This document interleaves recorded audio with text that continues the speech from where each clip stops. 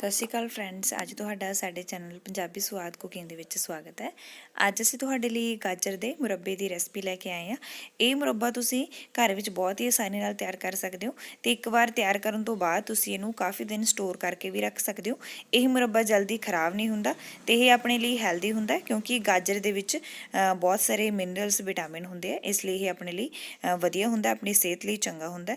ਅਸੀਂ ਉਮੀਦ ਕਰਦੇ ਹਾਂ ਕਿ ਤੁਹਾਨੂੰ ਸਾਡੀ ਵੀਡੀਓ ਵਧੀਆ ਲੱਗੂਗੀ ਤੇ ਜੇਕਰ ਤੁਹਾਨੂੰ ਸਾਡੀ ਵੀਡੀਓ ਵਧੀਆ ਲੱਗਦੀ ਹੈ ਤਾਂ ਸਾਡੀ ਵੀਡੀਓ ਨੂੰ ਲਾਈਕ ਜ਼ਰੂਰ ਕਰ ਦਿਆ ਕਰੋ, ਸ਼ੇਅਰ ਕਰ ਦਿਆ ਕਰੋ। ਆਓ ਹੁਣ ਆਪਾਂ ਗਾਜਰ ਦਾ ਮੁਰੱਬਾ ਬਣਾਉਣਾ ਸ਼ੁਰੂ ਕਰਦੇ ਹਾਂ। ਗਾਜਰ ਦਾ ਮੁਰੱਬਾ ਬਣਾਉਣ ਲਈ ਅਸੀਂ ਸਭ ਤੋਂ ਪਹਿਲਾਂ ਗਾਜਰਾਂ ਨੂੰ ਚੰਗੀ ਤਰ੍ਹਾਂ ਧੋ ਕੇ ਇਸ ਤਰ੍ਹਾਂ ਛੋਟੇ-ਛੋਟੇ ਟੁਕੜਿਆਂ ਦੇ ਵਿੱਚ ਕੱਟ ਲਿਆ। ਮੁਰੱਬਾ ਬਣਾਉਣ ਲਈ ਜੋ ਆਪਾਂ ਗਾਜਰਾਂ ਲੈਣੀਆਂ ਨੇ ਉਹ ਜ਼ਿਆਦਾ ਆਪਾਂ ਮੋਟੀਆਂ ਨਹੀਂ ਲੈਣੀਆਂ ਹੈਗੀਆਂ, ਆਪਾਂ ਨਾਰਮਲ ਸਾਈਜ਼ ਦੀ ਗਾਜਰ ਲੈਣੀ ਹੈ। ਤੁਸੀਂ ਦੇਖ ਸਕਦੇ ਹੋ ਅਸੀਂ ਇੰਨੇ ਕੁ ਸਾਈਜ਼ ਦੀਆਂ ਗਾਜਰਾਂ ਲਈਆਂ ਸੀ ਤੇ ਇਹਨਾਂ ਨੂੰ ਛੋਟੇ-ਛੋਟੇ ਪੀਸ ਦੇ ਵਿੱਚ ਕੱਟਿਆ। ਇੰਨੀ ਕੁ ਮੋਟੀ ਆਪਣੀ ਗਾਜਰ ਹੋਣੀ ਚਾਹੀਦੀ ਹੈ, ਇਹਦੇ ਨਾਲ ਆਪਣਾ ਮੁਰੱਬਾ ਜਿਹੜਾ ਉਹ ਵਧੀਆ ਬਣੂਗਾ। ਸਭ ਤੋਂ ਪਹਿਲਾਂ ਹੁਣ ਆਪਾਂ ਗਾਜਰਾਂ ਨੂੰ ਚੰਗੀ ਤਰ੍ਹਾਂ ਧੋ ਕੇ ਛਿੱਲ ਕੇ ਇਸ ਤਰ੍ਹਾਂ ਕੱਟ ਲਿਆ ਤੇ ਹੁਣ ਇਹਨਾਂ ਨੂੰ ਅਸੀਂ ਇੱਕ ਪਾਣੀ ਦੇ ਵਿੱਚ ਪਾ ਕੇ ਇੱਕ ਉਬਾਲਾ ਦਵਾਵਾਂਗੇ। ਇੱਧਰ ਅਸੀਂ ਇੱਕ ਕੰਟੇਨਰ ਦੇ ਵਿੱਚ ਪਾਣੀ ਰੱਖ ਲਿਆ ਤੇ ਇਹਦੇ ਵਿੱਚ ਅਸੀਂ ਗਾਜਰਾਂ ਪਾ ਦਾਂਗੇ। ਗਾਜਰਾਂ ਨੂੰ ਅਸੀਂ ਜ਼ਿਆਦਾ ਨਹੀਂ ਉਬਾਲਣਾ, ਬਸ ਇੱਕ ਉਬਾਲ ਲਿਆਉਣ ਤੱਕ ਪਕਾਉਣਾ ਗਾ। ਦੇਖੋ ਗਾਜਰਾਂ ਆਪਣੀਆਂ ਉਬਲਣ ਲੱਗ ਗਈਆਂ ਤੇ ਗਾਜਰਾਂ ਦੇ ਵਿੱਚ ਇੱਕ ਉਬਾਲ ਆ ਗਿਆ। ਹੁਣ ਆਪਾਂ ਗੈਸ ਨੂੰ ਬੰਦ ਕਰ ਦੇਣਾ ਗਾ ਤੇ ਇਹਨਾਂ ਨੂੰ ਆਪਾਂ ਇੱਕ ਛਾਣਨੀ ਦੇ ਨਾਲ ਇਸ ਤਰ੍ਹਾਂ ਬਾਹਰ ਕੱਢ ਲਾਂਗੇ। ਗਾਜਰਾਂ ਨੂੰ ਆਪਾਂ ਜ਼ਿਆਦਾ ਨਹੀਂ ਉਬਾਲਣਾ ਹੈਗਾ, ਨਹੀਂ ਤਾਂ ਆਪਣਾ ਜੋ ਮੁਰੱਬਾ ਬਣਾਉਣਾ ਗਾ ਉਹ ਜਲਦੀ ਖਰਾਬ ਹੋਣ ਦੇ ਚਾਂਸ ਹੁੰਦੇ ਹੈਗੇ। ਇਹਨੂੰ ਆਪਾਂ ਅਲੱਗ ਬਰਤਨ ਦੇ ਵਿੱਚ ਇੱਧਰ ਕੱਢ ਲਾਂਗੇ। ਇਹਦੇ ਵਿੱਚ ਪਾਣੀ ਹੈ ਜਿਹੜਾ ਉਹ ਰਹਿਣਾ ਨਹੀਂ ਚਾਹੀਦਾ ਗਾ, ਇਸ ਲਈ ਆਪਾਂ ਇਹਨੂੰ ਧੁੱਪ ਚ ਸੁਕਾਵਾਂਗੇ ਕਿਉਂਕਿ ਹੁਣ ਮੌਸਮ ਵਧੀਆ, ਧੁੱਪ ਜਿਹੜੀ ਉਹ ਵਧੀਆ ਨਿਕਲ ਰਹੀ ਹੈਗੀ ਤੇ ਆਪਾਂ ਇਹਨਾਂ ਨੂੰ ਥੋੜਾ ਜਿਹਾ ਟਾਈਮ ਧੁੱਪ ਚ ਸੁਕਾ ਲੈਣਾ। ਤੁਸੀਂ ਗਾਜਰ ਨੂੰ ਇੰਨਾ ਸੁਕਾਉਣਾ ਵੀ ਇਹਦੇ ਵਿੱਚ ਪਾਣੀ ਜਿਹੜਾ ਉਹ ਰਹਿਣਾ ਨਹੀਂ ਚਾਹੀਦਾ। 4-5 ਘੰਟੇ ਲਈ ਆਪਾਂ ਇਹਨੂੰ ਧੁੱਪ ਦੇ ਵਿੱਚ ਸੁੱਕਣ ਲਈ ਗਾਜਰਾਂ ਨੂੰ ਆਪਾਂ 5-6 ਘੰਟੇ ਧੁੱਪ ਦੇ ਵਿੱਚ ਸੁਕਾ ਲਿਆ। ਇਹ ਚੰਗੀ ਤਰ੍ਹਾਂ ਸੁੱਕ ਚੁੱਕੀਆਂ ਨੇਗੀਆਂ ਤੇ ਹੁਣ ਆਪਾਂ ਇਹਦੇ ਲਈ ਚਾਸ਼ਨੀ ਤਿਆਰ ਕਰਦੇ ਹਾਂ। ਗੈਸ ਉੱਪਰ ਅਸੀਂ ਇੱਕ ਕੰਟੇਨਰ ਰੱਖ ਲਿਆ ਤੇ ਇਹਦੇ ਵਿੱਚ ਅਸੀਂ ਥੋੜਾ ਜਿਹਾ ਪਾਣੀ ਪਾ ਲਿਆ ਤੇ ਹੁਣ ਇਹਦੇ ਵਿੱਚ ਅਸੀਂ ਚੀਨੀ ਪਾਵਾਂਗੇ।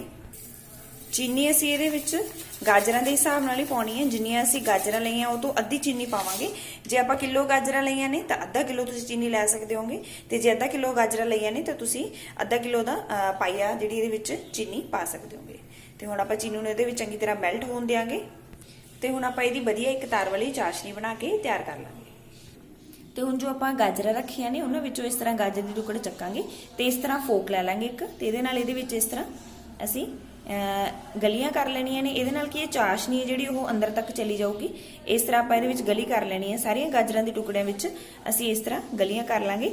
ਇਹਦੇ ਨਾਲ ਜਦੋਂ ਆਪਾਂ ਚਾਸ਼ਨੀ ਬਣਾਵਾਂਗੇ ਇਹਦੇ ਅੰਦਰ ਤੱਕ ਜਾਊਗੀ ਤੇ ਇਹ ਆਪਣਾ ਜੋ ਮੁਰੱਬਾ ਹੈ ਗਾਜਰ ਦਾ ਉਹ ਵਧੀਆ ਮਿੱਠਾ ਬਣ ਕੇ ਤਿਆਰ ਹੋਊਗਾ।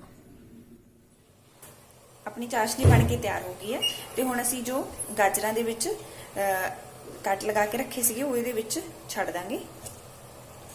ਗਾਜਰਾਂ ਪਾਉਣ ਤੋਂ ਬਾਅਦ ਵੀ ਅਸੀਂ ਥੋੜਾ ਜਿਹਾ ਟਾਈਮ ਚਾਸ਼ਨੀ ਨੂੰ ਪਕਾਵਾਂਗੇ ਕਿਉਂਕਿ ਗਾਜਰਾਂ ਪਾਉਣ ਤੋਂ ਬਾਅਦ ਚਾਸ਼ਨੀ ਆਪਣੀ ਪਤਲੀ ਹੋ ਜਾਂਦੀ ਹੈਗੀ, ਇਸ ਲਈ ਥੋੜਾ ਜਿਹਾ ਟਾਈਮ ਅਸੀਂ ਗਾਜਰਾਂ ਨੂੰ ਪਾ ਕੇ ਇਹਦੇ ਵਿੱਚ ਪਕਾਵਾਂਗੇ। ਇਹਦੇ ਨਾਲ ਚਾਸ਼ਨੀ ਜਿਹੜੀ ਆਪਣੀ ਪਤਲੀ ਹੋਈ ਹੋਊਗੀ ਦੁਬਾਰਾ ਤੋਂ ਗਾੜੀ ਹੋ ਜੂਗੀ, ਤਾਂ ਹੀ ਆਪਣਾ ਮੁਰੱਬਾ ਜਿਹੜਾ ਉਹ ਵਧੀਆ ਬਣੂਗਾ ਤੇ ਚਾਸ਼ਨੀ ਇਹਦੇ ਅੰਦਰ ਤੱਕ ਚਲੀ ਜਾਊਗੀ। ਇਸ ਲਈ ਅਸੀਂ ਇਹਨੂੰ ਥੋੜਾ ਜਿਹਾ ਟਾਈਮ ਗਾਜਰਾਂ ਪਾਉਣ ਤੋਂ ਬਾਅਦ ਪਕਾਵਾਂਗੇ।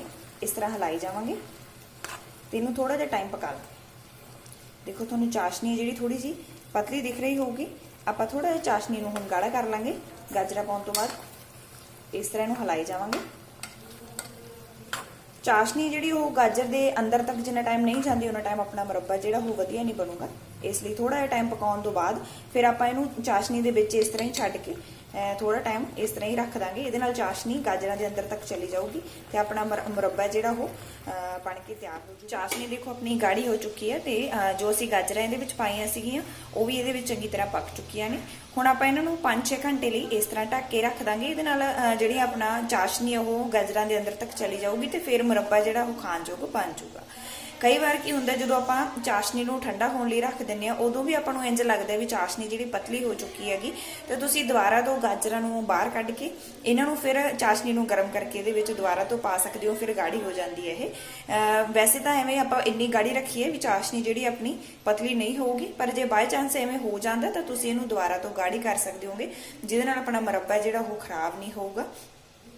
इस तरीके नाल तुसी मुरब्बा जिहड़ा वो बना सकते हो घर विच भी। ये औले दे मुरब्बे दे लई भी यही चीज़ हैगी आ ते गाजर दे मुरब्बे लई भी। ते हुण आपां इहनूं इस तरह ही ढक के रख दिंने आ, गैस नूं बंद कर दिंने आ। इहदे नाल अपनी चाशनी गाजरां दे अंदर तक चंगी तरह रच। देखो गाजर दे मुरब्बे रखे नूं आपां नूं 5-6 घंटे हो गए ने ते चाशनी इहदे विच चंगी तरह जा चुकी हैगी ते अपना मुरब्बा जिहड़ा वो बन के बिल्कुल तैयार हो गया। ये हुण खाण दे लायक बन चुक्या। तुसीं इस नूं इस तरीके नाल बना के खा सकदे होगे। ये बहुत ही ज़्यादा टेस्टी बनदा। तुसीं इस नूं स्टोर भी करके रख सकते हो, ये जल्दी खराब नहीं हुंदा गा। तो यह मुरब्बा अपने लिए हैल्दी भी होंदा क्योंकि गाजर है जिहड़ी वो अपने लिए हैल्दी हुंदी है। इस तरीके नाल तुसीं घर विच गाजर दा मुरब्बा बना के खा सकदे होगे। जेकर तुहानूं साडी रेसिपी वधिया लगी तो साडी वीडियो नूं लाइक जरूर कर दिओ, शेयर कर दिओ, कमेंट करके जरूर दस्सिओ कि तुहानूं साडी रेसिपी किवें दी लगी। ਤੇ ਸਾਡੇ ਚੈਨਲ ਪੰਜਾਬੀ ਸਵਾਦ ਕੁਕਿੰਗ ਨੂੰ ਸਬਸਕ੍ਰਾਈਬ ਜ਼ਰੂਰ ਕਰ ਲਿਆ ਕਰੋ ਤਾਂ ਜੋ ਅਸੀਂ ਜੋ ਵੀ ਨਵੀਂ ਰੈਸਪੀ ਲੈ ਕੇ ਆਈ ਉਹ ਤੁਹਾਡੇ ਕੋਲ ਸਭ ਤੋਂ ਪਹਿਲਾਂ ਪਹੁੰਚ ਸਕੇ। ਜਲਦੀ ਆਪਾਂ ਨਵੀਂ ਵੀਡੀਓ ਨਾਲ ਮਿਲਦੇ ਹਾਂ। ਤਦ ਤੱਕ ਲਈ ਬਾਏ ਬਾਏ, ਟੇਕ